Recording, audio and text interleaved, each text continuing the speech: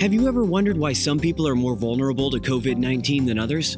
There are several factors, but it might have something to do with modern human and Neanderthal interbreeding. Science Alert reports that a stretch of Neanderthal DNA was passed down through generations, which is carried by about 50% of the people in South Asia and 16% in Europe today. Research by the COVID-19 Host Genetics Initiative has found people with that length of DNA are at a larger risk of developing a severe form of COVID-19. The study, published in the journal Nature, found people with this genetic inheritance are 3 times more likely to need mechanical ventilation. They identified a region on chromosome 3 that influences whether a person infected will become severely ill, and that the genetic variants came over from our ancestors about 60,000 years ago. Researchers looked at over 3,000 people, including those who were hospitalized and who weren't. Pre-existing underlying conditions can explain some COVID susceptibility, but this suggests it also has to do with genetics.